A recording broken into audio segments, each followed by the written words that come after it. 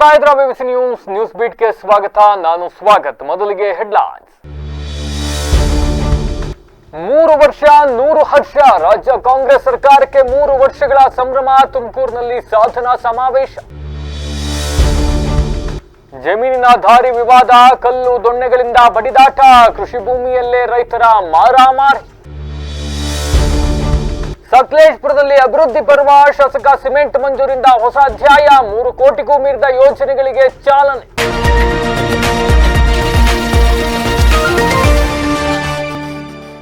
ವಾರ್ತೆಗಳ ವಿವರ. 2023ರಲ್ಲಿ ರಾಜ್ಯದಲ್ಲಿ ಅಧಿಕಾರಕ್ಕೆ ಬಂದ ಕಾಂಗ್ರೆಸ್ ನೇತೃತ್ವದ ಸರ್ಕಾರ 3 ವರ್ಷಗಳನ್ನ ಯಶಸ್ವಿಯಾಗಿ ಪೂರೈಸಿ 4ನೇ ವಸಂತಕ್ಕೆ ಪದಾರ್ಪಣೆಯನ್ನ ಮಾಡ್ತಾ ಇದೆ. ಇದರ ಪ್ರಯುಕ್ತ ಸಾರ್ಥಕ ಸೇವೆಗಳ ಸಮರ್ಪಣಾ ಸಾಧನಾ ಸಮಾವೇಶ ಇಂದು ತುಮಕೂರಿನಲ್ಲಿ ನಡೆಯಿತು. ತುಮಕೂರು ನಗರದ ಜೂನಿಯರ್ ಕಾಲೇಜು ಮೈದಾನದಲ್ಲಿ ನಿರ್ಮಿಸಲಾದ ಬೃಹತ್ ವೇದಿಕೆ ಸಮಾವೇಶ ನಡೀತಾ ಇದೆ. ಕಾರ್ಯಕ್ರಮದಲ್ಲಿ ಮುಖ್ಯಮಂತ್ರಿ ಸಿದ್ದರಾಮಯ್ಯ, ಉಪಮುಖ್ಯಮಂತ್ರಿ ಡಿಕೆ ಶಿವಕುಮಾರ್ ಸೇರಿದಂತೆ ಇಡೀ ಸಂಪುಟ ಸಚಿವರು ಪಾಲ್ಗೊಂಡಿದ್ದಾರೆ. ಸಮಾವೇಶದಲ್ಲಿ ಸುಮಾರು 2 ಲಕ್ಷ ಜನರು ಭಾಗವಹಿಸುವ ನಿರೀಕ್ಷೆ ಇದೆ. ಇನ್ನು ಇದೇ ಸಮಾವೇಶದಲ್ಲಿ 1,52,000 ಜನರಿಗೆ ಹಕ್ಕುಪತ್ರ ವಿತರಣೆ ಮಾಡಲಾಗುತ್ತದೆ. 684 ಕೋಟಿ ರು ಮೊತ್ತದ ವಿವಿಧ ಕಾಮಗಾರಿಗಳಿಗೆ ಶಂಕುಸ್ಥಾಪನೆ ನೆರವೇರಿಸಲಾಗುತ್ತದೆ. ಜೊತೆಗೆ ನೂತನವಾಗಿ ಆಯ್ಕೆಯಾದ 600 ಅಂಗನವಾಡಿ ಕಾರ್ಯಕರ್ತೆಯರಿಗೆ ನೇಮಕಾತಿ ಆದೇಶ ಪತ್ರಗಳನ್ನು ವಿತರಿಸಲಾಗುತ್ತದೆ. ಇನ್ನೊಂದೆಡೆ ಸಾಧನಾ ಸಮಾವೇಶವನ್ನು ಖಂಡಿಸಿ ಕೆಎಸ್ಆರ್ಟಿಸಿ ನೌಕರರ ಒಕ್ಕೂಟ ಪ್ರತಿಭಟನೆ ನಡೆಸುವ ಸಾಧ್ಯತೆ ಇದೆ. ಕಪ್ಪು ಬಾವುಟ ಪ್ರದರ್ಶಿಸಿ ಸರ್ಕಾರದ ವಿರುದ್ಧ ಆಕ್ರೋಶ ವ್ಯಕ್ತಪಡಿಸಲು ಸಿದ್ಧತೆ ನಡೆಸಲಾಗಿದೆ. ಶಕ್ತಿ ಯೋಜನೆ ಯಶಸ್ಸಿಗೆ ಕಾರಣರಾದ ಚಾಲಕ ಮತ್ತು ನಿರ್ವಾಹಕರನ್ನು ಸರ್ಕಾರ ಕಡೆಗಣಿಸಿದೆ ಎಂಬ ಆರೋಪದ ಹಿನ್ನೆಲೆ ಈ ಪ್ರತಿಭಟನೆ ನಡೆಯಲಿದೆ. ಜಮೀನಿನ ದಾರಿ ಹಂಚಿಕೆ ವಿಷಯದಲ್ಲಿ ಉಂಟಾದ ಗಲಾಟೆ ವಿಕೋಪಕ್ಕೆ ತಿರುಗಿ ರೈತರು ಪರಸ್ಪರ ಕಲ್ಲು ದೊಣ್ಣೆಗಳಿಂದ ಭೀಕರವಾಗಿ ಹೊಡೆದಾಡಿಕೊಂಡಿರತಕ್ಕಂಥ ಘಟನೆ ಚನ್ನರಾಯಪಟ್ಟಣ ತಾಲೂಕಿನ ಬಂಡಿಹಳ್ಳಿ ಹಾಗೂ ಚಿಕ್ಕೊಂಡುಗುಳ ಗ್ರಾಮದ ರೈತರ ನಡುವೆ ಈ ಘರ್ಷಣೆ ಸಂಭವಿಸಿದೆ. ಚನ್ನರಾಯಪಟ್ಟಣ ತಾಲೂಕಿನ ಕಸಬಾ ಹೋಬಳಿಯ ರಾಷ್ಟ್ರೀಯ ಹೆದ್ದಾರಿ 75ರ ಬಳಿ ಕೃಷಿ ಭೂಮಿ ದಾರಿ ವಿಚಾರವಾಗಿ 2 ಗ್ರಾಮಗಳ ರೈತರ ನಡುವೆ ತೀವ್ರ ರಕ್ತಪಾತದ ಘಟನೆ ನಡೆದಿದೆ. ರಾಷ್ಟ್ರೀಯ ಹೆದ್ದಾರಿ 75ಕ್ಕೆ ಹೊಂದಿಕೊಂಡು ನಿಂತಿರುವ ಕೃಷಿ ಭೂಮಿಗೆ ಹೋಗುವ ದಾರಿಯ ವಿಷಯವಾಗಿ ಬಂಡಿಹಳ್ಳಿ ಮತ್ತು ಚಿಕ್ಕಗೊಂಡನಹಳ್ಳಿ ಗ್ರಾಮದ ರೈತರ ನಡುವೆ ಕಳೆದ ಕೆಲವು ದಿನಗಳಿಂದ ಜಟಾಪಟಿ ನಡೆದಿತ್ತು. ಜಮೀನಿನ ಬಳಿ ಇದೇ ವಿಚಾರವಾಗಿ ಇಂದು ಮತ್ತೆ 2 ಗುಂಪುಗಳ ನಡುವೆ ಮಾತಿನ ಚಕಮಕಿ ಆರಂಭವಾಗಿದೆ. ಉಭಯ ಕಡೆಯವರು ಆಕ್ರೋಶಗೊಂಡು ಒಬ್ಬರನ್ನೊಬ್ಬರು ಕೈ ಮಿಲಾಯಿಸಿ ಹೊಡೆದಾಡಲು ಶುರು ಮಾಡಿದ್ದಾರೆ. ಗಲಾಟೆ ತೀವ್ರ ಸ್ವರೂಪ ಪಡೆದುಕೊಳ್ಳುತ್ತಿದ್ದಂತೆ ಕಿಡಿಗೇಡಿಗಳು ಕೃಷಿ ಭೂಮಿಯಲ್ಲಿ ಸಿಕ್ಕ ಕಲ್ಲು ದೊಣ್ಣೆ ಹಾಗೂ ಹೆಡಮಟ್ಟೆಗಳನ್ನು ಕೈಗೆತ್ತಿಕೊಂಡು ಪರಸ್ಪರ ಅಟ್ಟಾಡಿಸಿ ಬಡದಾಡಿಕೊಂಡಿದ್ದಾರೆ. ಹೊಡೆದಾಟದ ದೃಶ್ಯಗಳು ಸ್ಥಳೀಯರಲ್ಲಿ ಆತಂಕ ಮೂಡಿಸಿದ್ದು, ಘಟನೆಗೆ ಸಂಬಂಧಿಸಿದಂತೆ ಸದ್ಯ ಚನ್ನರಾಯಪಟ್ಟಣ ನಗರ ಪೊಲೀಸ್ ಠಾಣೆಯಲ್ಲಿ ದೂರು ಮತ್ತು ಪ್ರತಿದೂರು ದಾಖಲಾಗಿದೆ ಎಂದು ತಿಳಿದು ಬಂದಿದೆ. ಕೃಷಿ ಭೂಮಿಯ ಸಣ್ಣ ವಿಷಯವನ್ನ ದೊಡ್ಡದು ಮಾಡಿ ಶಾಂತಿ ಕದಡಲು ಕಾರಣರಾದ 2 ಕಡೆಯ ಕಿಡಿಗೇಡಿಗಳ ವಿರುದ್ಧ ಪೊಲೀಸರು ಕಠಿಣ ಕಾನೂನು ಕ್ರಮ ಕೈಗೊಳ್ಳಬೇಕು ಎಂದು 2 ಗ್ರಾಮಗಳ ಹಿರಿಯ ಮುಖಂಡರು ಜಂಟಿಯಾಗಿ ಆಗ್ರಹಿಸಿದ್ದಾರೆ. ಸದ್ಯ ಪೊಲೀಸರು ಪ್ರಕರಣ ದಾಖಲಿಸಿಕೊಂಡು ತನಿಖೆ ಮುಂದುವರೆಸಿದ್ದಾರೆ. ಸಕಲೇಶಪುರ ತಾಲೂಕಿನ ವಿವಿಧ ಗ್ರಾಮ ಪಂಚಾಯಿತಿ ವ್ಯಾಪ್ತಿಯಲ್ಲಿ ಅಭಿವೃದ್ಧಿಯ ಹೊಸ ಅಧ್ಯಾಯಕ್ಕೆ ಚಾಲನೆ ದೊರೆತಿದೆ. ಶಾಸಕ ಸಿಮೆಂಟ್ ಮಂಜು ಅವರು ಸುಮಾರು 3 ಕೋಟಿ ರೂಪಾಯಿ ಮೀರಿದ ವಿವಿಧ ಅಭಿವೃದ್ಧಿ ಕಾಮಗಾರಿಗಳಿಗೆ ಭೂಮಿ ಪೂಜೆಯನ್ನು ನೆರವೇರಿಸಿದ್ದಾರೆ.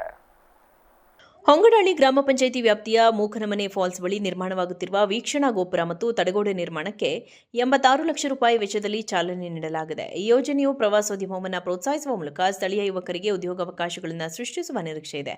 ಇದೇ ಸಂದರ್ಭದಲ್ಲಿ ವಳಲಹಳ್ಳಿ ಗ್ರಾಮ ಪಂಚಾಯಿತಿ ವ್ಯಾಪ್ತಿಯ ಹಿರದನಹಳ್ಳಿ ಗ್ರಾಮದಲ್ಲಿನ ಗುಡ್ಡದ ಬೀರೇಶ್ವರ ಸ್ವಾಮಿ ದೇವಾಲಯ ಸಮೀಪ 30 ಲಕ್ಷ ರೂಪಾಯಿ ವೆಚ್ಚದ ತಡೆಗೋಡೆ, ಹಿರದನಹಳ್ಳಿ ಗ್ರಾಮದಲ್ಲಿ 65 ಲಕ್ಷ ರೂಪಾಯಿ ವೆಚ್ಚದ ರಸ್ತೆ ತಡೆಗೋಡೆ ಮತ್ತು ಮೋಗೇನಹಳ್ಳಿ ಗ್ರಾಮದಲ್ಲಿ 1,20 ಲಕ್ಷ ರೂಪಾಯಿ ವೆಚ್ಚದ ತಡೆಗೋಡೆ ನಿರ್ಮಾಣಕ್ಕೂ ಭೂಮಿ ಪೂಜೆ ನೆರವೇರಿಸಲಾಯಿತು. ಇದರ ಜೊತೆಗೆ ಕ್ಯಾನಹಳ್ಳಿ ಚಿನ್ನಹಳ್ಳಿ ಮುಖ್ಯ ರಸ್ತೆಯಿಂದ ಅಬ್ಬಿಗಂಡಿ ಗ್ರಾಮಕ್ಕೆ ಸಂಪರ್ಕ ಕಲ್ಪಿಸುವ 90 ಲಕ್ಷ ರೂಪಾಯಿ ವೆಚ್ಚದ ರಸ್ತೆ ಮತ್ತು ಸೇತುವೆ ಕಾಮಗಾರಿ ಹಾಗೂ ಕರಡಿಗಾಲ ಗ್ರಾಮದಿಂದ ಹೊರಟ್ಟಿ ಗ್ರಾಮಕ್ಕೆ ಸಂಪರ್ಕಿಸುವ 25 ಲಕ್ಷ ರೂಪಾಯಿ ವೆಚ್ಚದ ರಸ್ತೆ ಕಾಮಗಾರಿಗಳಿಗೂ ಶಾಸಕರು ಭೂಮಿ ಪೂಜೆ ನೆರವೇರಿಸಿದರು. ಕ್ಷೇತ್ರದ ಅಭಿವೃದ್ಧಿ, ಗ್ರಾಮೀಣ ಜನರ ಸಮಸ್ಯೆಗಳಿಗೆ ಸ್ಪಂದನೆ, ಯುವಕರ ಭವಿಷ್ಯದ ಬಗ್ಗೆ ಕಾಳಜಿ ಹಾಗೂ ಜನಸೇವೆಯ ದೃಷ್ಟಿಕೋನದಿಂದ ಶಾಸಕ ಸಿಮೆಂಟ್ ಮಂಜು ಅವರು ಅತ್ಯಂತ ಚುರುಕಿನ ಶಾಸಕರಾಗಿ ಕಾರ್ಯನಿರ್ವಹಿಸುತ್ತಿದ್ದಾರೆ ಎಂಬ ಮಾತು ಸಾರ್ವಜನಿಕ ವಲಯದಲ್ಲಿ ಕೇಳಿಬರ್ತಾ ಇದೆ. ಜನರ ಮನಸ್ಸಿನಲ್ಲಿ ಉಳಿಯುವಂತಹ ಕೆಲಸಗಳೇ ಶಾಶ್ವತ ಎಂಬ ನಿಲುವಿನೊಂದಿಗೆ ಅಭಿವೃದ್ಧಿ ಕಾಮಗಾರಿಗಳಿಗೆ ಆದ್ಯತೆ ನೀಡುತ್ತಿರುವ ಅವರು ಕ್ಷೇತ್ರದ ಮೂಲಸೌಕರ್ಯ ಅಭಿವೃದ್ಧಿಗೆ ವೇಗ ತುಂಬಿದ್ದಾರೆ. ಗ್ರಾಮೀಣ ಭಾಗದ ರಸ್ತೆ, ಸೇತುವೆ, ತಡೆಗೋಡೆ ಮತ್ತು ಪ್ರವಾಸೋದ್ಯಮ ಅಭಿವೃದ್ಧಿಗೆ ಕೈಗೊಂಡಿರುವ ಈ ಮಹತ್ವದ ಯೋಜನೆಗಳು ಸಕಲೇಶಪುರ ಕ್ಷೇತ್ರದ ಅಭಿವೃದ್ಧಿಗೆ ಹೊಸ ದಿಕ್ಕು ತೋರಲಿವೆ ಎಂದು ಸಾರ್ವಜನಿಕರು ಅಭಿಪ್ರಾಯಪಟ್ಟಿದ್ದಾರೆ. ಕಾರ್ಯಕ್ರಮದಲ್ಲಿ ಸಕಲೇಶಪುರ ಮಂಡಲ ಬಿಜೆಪಿ ಅಧ್ಯಕ್ಷ ವಳಲಹಳ್ಳಿ ಅಶ್ವಥ್, ಸ್ಥಳೀಯ ಮುಖಂಡರು, ಕಾರ್ಯಕರ್ತರು ಮತ್ತು ಗ್ರಾಮಸ್ಥರು ಭಾಗವಹಿಸಿದ್ದರು. ರಾಜ್ಯದಲ್ಲಿ ಉತ್ತಮ ಮಳೆ ಬೆಳೆ ಬರಲಿ, ದೇಶವು ಆರ್ಥಿಕ ಬಿಕ್ಕಟ್ಟಿನಿಂದ ಬಳಲಬಾರದು, ಎಲ್ಲರಿಗೂ ಕೂಡ ಶಕ್ತಿ, ಉತ್ತಮ ಆರೋಗ್ಯ ಲಭಿಸಲಿ ಅಂತ ಭಗವಂತ ವೆಂಕಟೇಶ್ವರನ ಬಳಿ ಪ್ರಾರ್ಥಿಸಿದ್ದೀನಿ ಅಂತ ಡಿಸಿಎಂ ಡಿಕೆ ಶಿವಕುಮಾರ್ ಹೇಳಿದ್ದಾರೆ. ಡಿಸಿಎಂ ಡಿಕೆ ಶಿವಕುಮಾರ್ ಅವರು ತಿರುಮಲದಲ್ಲಿ ಮಂಗಳವಾರ ಶ್ರೀ ವೆಂಕಟೇಶ್ವರ ಸ್ವಾಮಿಯ ದರ್ಶನ ಪಡೆದು ನಂತರ ಮಾಧ್ಯಮಗಳಿಗೆ ಪ್ರತಿಕ್ರಿಯೆ ನೀಡಿ ಇಡೀ ದೇಶ ಶಾಂತಿಯಿಂದ ಕೂಡಿರಲಿ, ಸವಾಲುಗಳನ್ನು ಸಮರ್ಥವಾಗಿ ಎದುರಿಸಲಿ ಎಂದು ಕೋರಿಕೊಂಡಿದ್ದೇನೆ. ಈ ಮಹತ್ವದ ದಿನದಂದು ಇಲ್ಲಿಗೆ ಬಂದಿರುವುದು ನನಗೆ ತುಂಬಾ ಸಂತೋಷವಾಗಿದೆ. ಬಹಳ ಸಮಯದ ನಂತರ ಅಂದರೆ 6-7 ವರ್ಷಗಳ ನಂತರ ನಾನು ಇಲ್ಲಿಗೆ ಭೇಟಿ ನೀಡಿದ್ದೇನೆ. ತಿರುಮಲ ತಿರುಪತಿ ದೇವಸ್ಥಾನ ಟ್ರಸ್ಟ್ ಬಹಳಷ್ಟು ಬದಲಾವಣೆಗಳನ್ನು, ಬಹಳಷ್ಟು ಅಭಿವೃದ್ಧಿಗಳನ್ನು ಮಾಡಿದೆ. ಶಿಸ್ತು, ಉತ್ತಮ ಶುಚಿತ್ವ ಕಾಪಾಡಿದೆ, ಉತ್ತಮ ಆಡಳಿತ ನಡೆಸ್ತಾ ಇದೆ. ಸರ್ಕಾರ ಉತ್ತಮ ಕೆಲಸ ಮಾಡಿದೆ. ನಾನು ಎಲ್ಲರಿಗೂ ಧನ್ಯವಾದ ಹೇಳುತ್ತೇನೆ. ಶ್ರೀ ವೆಂಕಟೇಶ್ವರನ ದರ್ಶನದಿಂದ ಸಂತಸವಾಗಿದೆ. ಟಿಟಿಡಿಯ ಅಧ್ಯಕ್ಷರು ಕೂಡ ತಮ್ಮ ತಂಡದೊಂದಿಗೆ ಉತ್ತಮ ಕೆಲಸ ಮಾಡ್ತಾ ಇದ್ದಾರೆ. ಇಲ್ಲಿನ ಕಂದಾಯ ಸಚಿವರನ್ನ ಭೇಟಿ ಮಾಡಿದೆ. ಅವರು ಇಲ್ಲಿ ಅತ್ಯುತ್ತಮ ಕೆಲಸ ಮಾಡುತ್ತಿದ್ದಾರೆ. ಅದರಿಂದ ನಾನು ಅವರೆಲ್ಲರಿಗೂ ಶುಭ ಹಾರೈಸುತ್ತೇನೆ ಎಂದರು. ವಿಶ್ವ ಹಿಂದೂ ಪರಿಷತ್ ಹಾಗೂ ಬಜರಂಗ ದಳ ಸಕಲೇಶಪುರ ತಾಲೂಕು ಘಟಕದ ವತಿಯಿಂದ ಬಕ್ರೀದ್ ಹಬ್ಬದ ಹಿನ್ನೆಲೆಯಲ್ಲಿ ಅಕ್ರಮ ಗೋಸಾಗಾಟ ಮತ್ತು ಗೋ ಸಂತತಿಯ ಹತ್ಯೆ ತಡೆಗಟ್ಟುವಂತೆ ಪೊಲೀಸ್ ಇಲಾಖೆ ಹಾಗೂ ರಾಜ್ಯ ಸರ್ಕಾರಕ್ಕೆ ಮನವಿಯನ್ನು ಸಲ್ಲಿಸಲಾಯಿತು. ಹಿಂದೂಗಳ ಧಾರ್ಮಿಕ ಭಾವನೆಗೆ ಧಕ್ಕೆಯಾಗದಂತೆ ಗೋಸಂತತಿಯನ್ನು ರಕ್ಷಿಸುವ ನಿಟ್ಟಿನಲ್ಲಿ ಕಟ್ಟುನಿಟ್ಟಿನ ಕ್ರಮ ಕೈಗೊಳ್ಳಬೇಕು ಎಂದು ಆಗ್ರಹಿಸಿದ ಮುಖಂಡರು ತಾಲೂಕಿನ ವಿವಿಧ ಭಾಗಗಳಲ್ಲಿ ಹೆಚ್ಚುವರಿ ಚೆಕ್ಪೋಸ್ಟ್ಗಳನ್ನು ಸ್ಥಾಪಿಸಿ ಅನುಮಾನಾಸ್ಪದ ವಾಹನಗಳ ಕಟ್ಟುನಿಟ್ಟಿನ ತಪಾಸಣೆ ನಡೆಸಬೇಕು ಎಂದು ಒತ್ತಾಯಿಸಿದರು. ಇದಲ್ಲದೆ ಈ ಹಿಂದೆ ಗೋಹತ್ಯೆ ಹಾಗೂ ಅಕ್ರಮ ಗೋಸಾಗಾಟ ಪ್ರಕರಣಗಳಲ್ಲಿ ಭಾಗಿಯಾಗಿದ್ದ ವ್ಯಕ್ತಿಗಳನ್ನು ಕರೆಸಿ ಎಚ್ಚರಿಕೆ ನೀಡಬೇಕು. ಬಾಂಡ್ ಮೇಲೆ ಬಿಡುಗಡೆಯಾಗಿರುವ ಆರೋಪಿಗಳ ಮೇಲೂ ನಿಗಾ ಇಟ್ಟು ಇಂತಹ ಪ್ರಕರಣಗಳು ಮರುಕಳಿಸದಂತೆ ಕ್ರಮ ಕೈಗೊಳ್ಳಬೇಕು ಎಂದು ಮನವಿಯಲ್ಲಿ ಉಲ್ಲೇಖಿಸಲಾಗಿದೆ. ಗೋಸಂತತಿಯ ರಕ್ಷಣೆಗೆ ಕಾನೂನುಬದ್ಧವಾಗಿ ಪೊಲೀಸ್ ಇಲಾಖೆ ಸಹಕರಿಸಬೇಕು ಎಂದು ಆಗ್ರಹಿಸಿ ತಾಲೂಕು ಉಪವಿಭಾಗಾಧಿಕಾರಿಗಳು, ಉಪ ಪೊಲೀಸ್ ವರಿಷ್ಠಾಧಿಕಾರಿಗಳು, ವೃತ್ತ ನಿರೀಕ್ಷಕರು ಹಾಗೂ ಗ್ರಾಮಾಂತರ ಮತ್ತು ನಗರ ಪೊಲೀಸ್ ಠಾಣೆಗಳಿಗೆ ಮನವಿ ಪತ್ರ ಸಲ್ಲಿಸಲಾಯಿತು. ಈ ಸಂದರ್ಭದಲ್ಲಿ ಜಿಲ್ಲಾ ಸಹ ಕಾರ್ಯದರ್ಶಿ ಹರೀಶ್ ಕರಡಿಗಾಲ, ಬಜರಂಗ ದಳದ ಜಿಲ್ಲಾ ಸಹ ಸಂಯೋಜಕ ವಿಷ್ಣು, ಜಿಲ್ಲಾ ಸುರಕ್ಷಾ ಪ್ರಮುಖ ರಘುನಾಥ್, ತಾಲೂಕು ಅಧ್ಯಕ್ಷ ಬಾಲಕೃಷ್ಣ, ತಾಲೂಕು ಸಂಯೋಜಕ ಸುಜನ್ ಗೌಡ್ರು ಸೇರಿದಂತೆ ಹಲವು ಮುಖಂಡರು ಮತ್ತು ಕಾರ್ಯಕರ್ತರು ಉಪಸ್ಥಿತರಿದ್ದರು. ಈ ಮೂಲಕ ನಾವು ಮನವಿ ಮಾಡುವುದು ಏನಂದರೆ, ಬಕ್ರೀದ್ ಹಬ್ಬದ ಸಂದರ್ಭದಲ್ಲಿ ಗೋವಂಶವನ್ನು ಅಕ್ರಮ ಸಾಗಾಣಿಕೆ ಮತ್ತು ಗೋಹತ್ಯೆ ತಡೆಗಟ್ಟುವ ಕುರಿತಾಗಿ ಮನವಿ.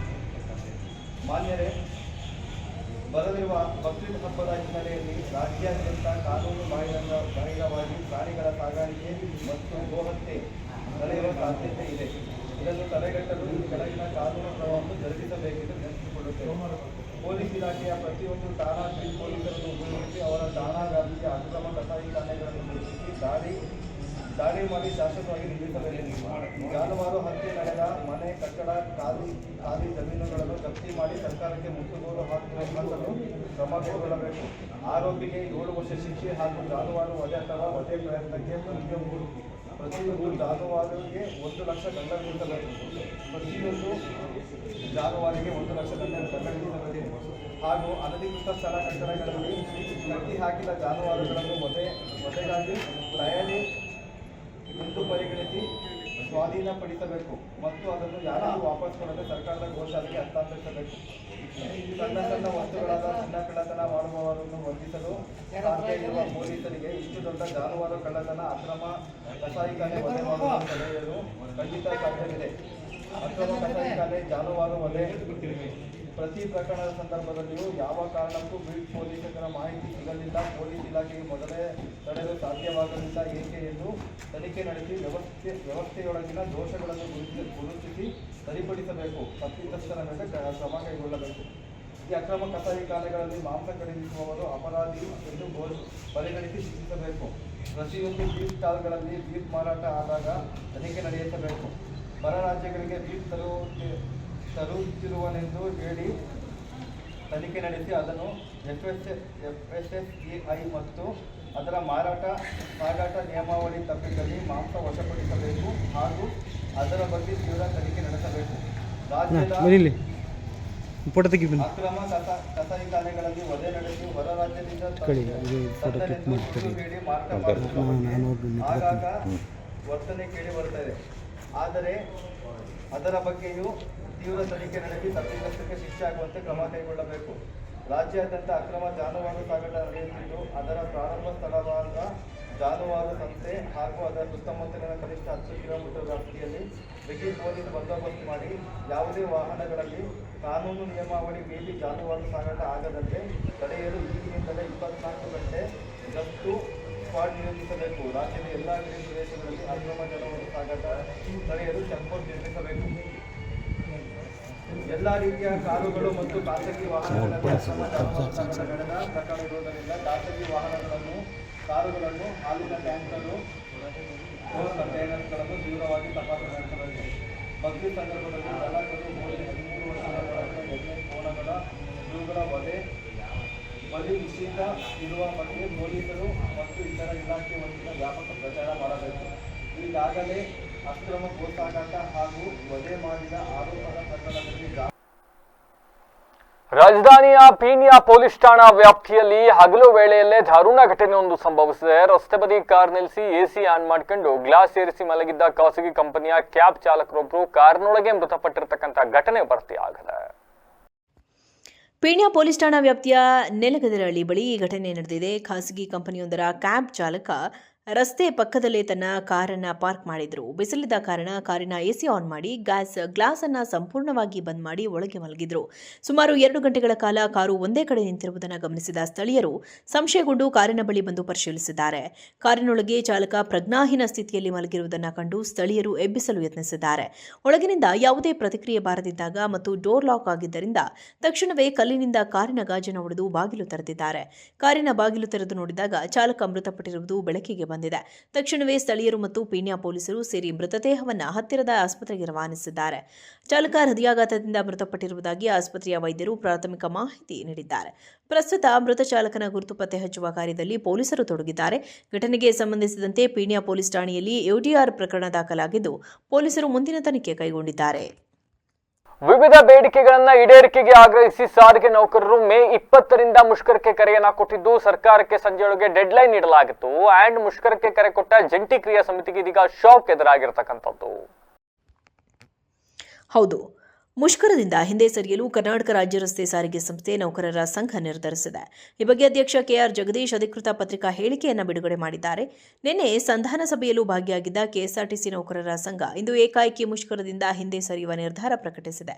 ಅಲ್ಲದೆ ಕೆಎಸ್ಆರ್ಟಿಸಿ ವ್ಯವಸ್ಥಾಪಕ ನಿರ್ದೇಶಕರನ್ನ ಭೇಟಿಯಾಗಿ ತಮ್ಮ ನಿರ್ಧಾರ ತಿಳಿಸುವುದಾಗಿ ಹೇಳಿದೆ.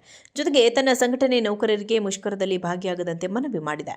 ನಮ್ಮ ಸಂಘವು ಸುಮಾರು 4 ವರ್ಷಗಳಿಂದ ಸಾರಿಗೆ ನೌಕರರ ಹಿತಾಸಕ್ತಿಗಾಗಿ ಹಲವು ಹೋರಾಟ ಮಾಡಿಕೊಂಡು ಬಂದಿದೆ. 2020-24 ವೇತನ ಒಪ್ಪಂದದ ಸಂಬಂಧ ಸದರಿ ಜಂಟಿ ಕ್ರಿಯಾ ಸಮಿತಿಗೆ ಸಂಪೂರ್ಣ ಬೆಂಬಲ ನೀಡಿ ಜಂಟಿ ಸಮಿತಿಯ ಒಂದು ಕ್ರಿಯಾಶೀಲ ಭಾಗವಾಗಿ ಕಾರ್ಮಿಕರ ಹಿತಕ್ಕಾಗಿ ಕೆಲಸ ಮಾಡ್ತಾ ಇದೆ. ಮೇ 29ರಿಂದ ನಿರ್ದಿಷ್ಟ ಅವಧಿ ಮುಷ್ಕರಕ್ಕೆ ಕರೆ ನೀಡಿದ ನಂತರ ಜಂಟಿ ಕ್ರಿಯಾ ಸಮಿತಿಯ ಒಳಗೆ ಭಿನ್ನಾಭಿಪ್ರಾಯಗಳು ಭುಗಿಲೆದ್ದಿರುವುದು ಎಲ್ಲರಿಗೂ ತಿಳಿದ ವಿಷಯವಾಗಿರುತ್ತದೆ. ಯಾವ ಉದ್ದೇಶಕ್ಕಾಗಿ ಜಂಟಿ ಕ್ರಿಯಾ ಸಮಿತಿಗೆ ನಾವು ಬೆಂಬಲ ನೀಡಿದೆವೋ ಆ ಉದ್ದೇಶಗಳು ಈಡೇರ್ತಾ ಇಲ್ಲ. ನೌಕರರಿಗೆ ನ್ಯಾಯ ಒದಗಿಸಲು ಸಾಧ್ಯವಿಲ್ಲವೆನ್ನುವುದು ನಮಗೆ ತಿಳಿದಿದೆ. ಮುಂದುವರೆದು ಈಗಾಗಲೇ ಜಂಟಿ ಕ್ರಿಯಾ ಸಮಿತಿಯು ಕರೆ ನೀಡಿರುವ ಮುಷ್ಕರ ಸಂಬಂಧ ಮೇ 18ರಂದು ಕಾರ್ಮಿಕ ಆಯುಕ್ತರು ಸಂಧಾನ ಸಭೆ ನಡೆಸಿ ಜಂಟಿ ಕ್ರಿಯಾ ಸಮಿತಿಯ ಬೇಡಿಕೆಗಳನ್ನು ಸರ್ಕಾರದ ಗಮನಕ್ಕೆ ತಂದು ಆದಷ್ಟು ಬೇಗ ಬಗೆಹರಿಸುವುದಾಗಿ ತಿಳಿಸಿದ್ದಾರೆ. ಜೊತೆಗೆ ಕಾಲಾವಕಾಶ ಕೋರಿ ಮುಂದಿನ ಸಭೆಯನ್ನ ಮೇ 25ಕ್ಕೆ ನಿಗದಿಪಡಿಸಿದ್ದಾರೆ. ಗುಹಾಂತರ ದೇವಾಲಯದ ಆವರಣದಲ್ಲಿ ಮಹಿಳೆಯರಿಬ್ಬರ ನಡುವಿನ ನಡೆದ ವಾಗ್ವಾದ ಚರ್ಚೆಗೆ ಕಾರಣವಾಗಿದೆ. ಪಾದರಕ್ಷೆ ಧರಿಸಿ ದೇವಾಲಯದ ಆವರಣದಲ್ಲಿ ಸಂಚರಿಸ್ತಾ ಇದ್ದ ಮಹಿಳೆಯ ವಿರುದ್ಧ ಇದೀಗ ಮತ್ತೊಬ್ಬ ಮಹಿಳೆ ಆಕ್ಷೇಪವನ್ನು ವ್ಯಕ್ತಪಡಿಸಿದ ಘಟನೆ ನಡೆದಿದೆ. ಮಾಹಿತಿ ಪ್ರಕಾರ ಮಹಿಳೆ ದೇವಾಲಯ ಆವರಣದಲ್ಲಿರುವ ಕಚೇರಿಯೊಂದರಲ್ಲಿ ಕೆಲಸ ನಿರ್ವಹಿಸುತ್ತಿದ್ದವರು ಎಂದು ತಿಳಿದು ಬಂದಿದೆ. ಈ ವೇಳೆ ಸ್ಥಳದಲ್ಲಿದ್ದ ಹಿಂದೂ ಮಹಿಳೆಯೊಬ್ಬರು ಪವಿತ್ರ ಸ್ಥಳದಲ್ಲಿ ಪಾದರಕ್ಷೆ ಧರಿಸಿ ಓಡಾಡಿರುವುದು ಧಾರ್ಮಿಕ ಭಾವನೆಗೆ ಧಕ್ಕೆ ತಂದಿದೆ ಎಂದು ಆಕ್ರೋಶ ವ್ಯಕ್ತಪಡಿಸಿದ್ದಾರೆ. ಘಟನೆಯ ವಿಡಿಯೋ ಸಾಮಾಜಿಕ ಜಾಲತಾಣಗಳಲ್ಲಿ ವೈರಲ್ ಆಗುತ್ತಿದ್ದು ದೇವಾಲಯಗಳ ಪಾವಿತ್ರ್ಯ ಮತ್ತು ಧಾರ್ಮಿಕ ಸಂಪ್ರದಾಯಗಳ ಪಾಲನೆ ಕುರಿತು ವ್ಯಾಪಕ ಚರ್ಚೆ ಆರಂಭವಾಗಿದೆ. ಇದರೊಂದಿಗೆ ಹಿಂದೂ ದೇವಾಲಯಗಳು ಸರ್ಕಾರ ಹಾಗೂ ಭಾರತೀಯ ಪುರಾತತ್ವ ಸಮೀಕ್ಷೆ ನಿಯಂತ್ರಣದಲ್ಲಿರುವ ವಿಚಾರವು ಮತ್ತೆ ಚರ್ಚೆಗೆ ಬಂದಿದೆ. ದೇವಾಲಯಗಳ ಪಾವಿತ್ರ್ಯ ಕಾಪಾಡುವಲ್ಲಿ ಸಂಬಂಧಪಟ್ಟ ಇಲಾಖೆ ಸೂಕ್ತ ಕ್ರಮ ಕೈಗೊಳ್ಳಬೇಕೆಂದು ಕೆಲ ಸಂಘಟನೆಗಳು ಆಗ್ರಹಿಸಿವೆ. ಚಪ್ಪಲ್ ಹಾಕೊಂಡು ಒಳಗಡೆ ಕೂತಿದ್ದಾಳೆ. ಏನ್ ಸತಿ ಹೇಳಿದೀನಿ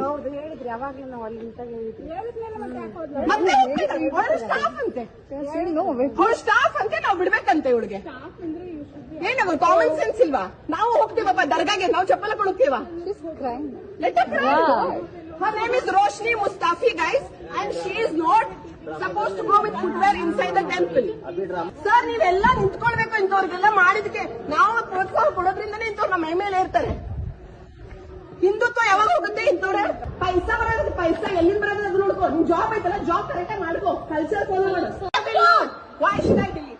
You have to. Why should I? Why? Ask the authorities to make a rule. Why should I? You ask the authorities to make a rule. I am not instructed. You are common sense. ಅವ್ರ ಮಂದಾಗ ಬಿಡ್ತಾರೆ ನಮ್ಗೆ. ನೋಡಿ ಅವ್ರು ಒಬ್ಳೆ ಹೆಂಗ್ ಮಾಡ್ತಾ ಇದ್ದಾರೆ. Argue ಮಾಡ್ತಾರೆ. ಪೈಸಾ ಬರೋದು, ಪೈಸಾ ಎಲ್ಲಿಂದ ಬರೋದು ಅದು ನೋಡ್ಕೋ. ನಿಮ್ ಜಾಬ್ ಐತಲ್ಲ, ಆಯ್ತಲ್ಲ ಜಾಬ್ ಕರೆಕ್ಟ್ ಮಾಡ್ಕೋ ಕಲ್ಚರ್ ಫಾಲೋ ಮಾಡು Roshni ಮುಸ್ತಾಫಿ is her name and she calls herself as a staff here. She's sitting with the footwear in the temple. ಚಪ್ಪಲ್ ಹಾಕೊಂಡು ಒಳಗಡೆ ಕೂತಿದ್ದಾಳೆ. ಹೇಗೆ ಸತಿ ಹೇಳಿದೀನಿ ಹೇಳಿದ್ರಿ ಯಾವಾಗ ನಾವು ಅಲ್ಲಿ ಅಂತ ಹೇಳಿದ್ವಿ ಮತ್ತೆ ಅವಳು ಸ್ಟಾಫ್ ಅಂತೆ ಅವಳು ಸ್ಟಾಫ್ ಅಂತೆ ನಾವು ಬಿಡ್ಬೇಕಂತೆ ಇವಳಿಗೆ ಏನಾಗ ಕಾಮನ್ ಸೆನ್ಸ್ ಇಲ್ವಾ ನಾವು ಹೋಗ್ತೀವಪ್ಪ ದರ್ಗಾಗೆ ನಾವು ಚಪ್ಪಲ್ ಹಾಕೊಂಡು ಹೋಗ್ತೀವ let her cry. Her name is Roshni Mustafi guys and she is not supposed to go with footwear inside the temple. Ask the authorities to make a rule. Why should I? Ask the authorities to make a rule. I am not instructed. ಚಪ್ಪಲ್ ಹಾಕೊಂಡು ಒಳಗಡೆ ಕೂತಿದ್ದಾಳೆ ಹೇಗೆ ಸತಿ ಹೇಳಿದೀನಿ Shut up, please. What are you doing? Why should I believe? You have Why should I? Why? ask the authorities to make a rule. Why should I? Ask the authorities to make a rule. I am not instructed. You are common sense. Common sense ಬಗ್ಗೆ ಮಾತಾಡಿ ನೀವೆಲ್ಲ ಅವ್ರ ಮುಂದೆ ಬಿಡ್ತಾರೆ ನಮ್ಗೆ ನಾವೇ ಒಗ್ಗಟ್ಟಾಗದ್ರಿ ನಾವೇ ಒಗ್ಗಟ್ಟಾಗ ನೋಡಿ ಅವ್ರು ಒಬ್ಬಳೆ ಹೆಂಗ್ ಮಾಡ್ತಾ ಇದ್ದಾರೆ ಆರ್ಗ್ಯೂ ಮಾಡ್ತಾರೆ ಸರಿಯೋ ನೀವೆಲ್ಲರೂ ತೆಗೆದು video all of you take video ಪೈಸಾ ಎಲ್ಲಿ ಬರೋದು ನೋಡ್ಕೊ ನಿಮ್ ಜಾಬ್ ಐತಲ್ಲ ಜಾಬ್ ಕರೆಕ್ಟಾಗಿ ಮಾಡ್ಕೋ ಕಲ್ಚರ್ ಫಾಲೋ ಮಾಡು Roshni Mustafi is having their social media. Forget about authorities. Whoever has to comment on, they will comment. Alright? What the hell? Sir ನೀವೆಲ್ಲ ನಿಂತ್ಕೊಳ್ಬೇಕು ಇಂಥವ್ರಿಗೆಲ್ಲ ಮಾಡಿದಕ್ಕೆ ನಾವು ಪ್ರೋತ್ಸಾಹ ಕೊಡೋದ್ರಿಂದಲೇ ಇಂಥವ್ರು ನಮ್ಮ ಮೇಲೆ ಇರ್ತಾರೆ ಹಿಂದುತ್ವ ಯಾವಾಗ ಹೋಗುತ್ತೆ ಇಂಥವ್ರೆ ಚಪ್ಪಲ್ ಹಾಕೊಂಡು ಒಳಗಡೆ ಕೂತಿದ್ದಾಳೆ ಹೇಗೆ ಸತಿ ಹೇಳಿದೀನಿ ಮತ್ತೆ ಅವಳು ಸ್ಟಾಫ್ ಅಂತೆ ನಾವು ಬಿಡ್ಬೇಕಂತೆ ಇವಳಿಗೆ ಏನಾಗ ಕಾಮನ್ ಸೆನ್ಸ್ ಇಲ್ವಾ ನಾವು ಹೋಗ್ತೀವಪ್ಪ ದರ್ಗಾಗೆ ನಾವು ಚಪ್ಪಲ್ ಹಾಕೊಂಡು ಹೋಗ್ತೀವ let her cry. Her name is Roshni Mustafi guys and she is not supposed to go with footwear inside the temple. ಈಗ ಮತ್ತೊಮ್ಮೆ ಹೆಡ್ಲೈನ್ಸ್. 3 ವರ್ಷ 100 ಹರ್ಷ ರಾಜ್ಯ ಕಾಂಗ್ರೆಸ್ ಸರ್ಕಾರಕ್ಕೆ 3 ವರ್ಷಗಳ ಸಂಭ್ರಮ. ತುಮಕೂರಿನಲ್ಲಿ ಸಾಧನಾ ಸಮಾವೇಶ. ಜಮೀನಿನ ದಾರಿ ವಿವಾದ, ಕಲ್ಲು ದೊಣ್ಣೆಗಳಿಂದ ಬಡಿದಾಟ, ಕೃಷಿ ಭೂಮಿಯಲ್ಲೇ ರೈತರ ಮಾರಾಮಾರಿ.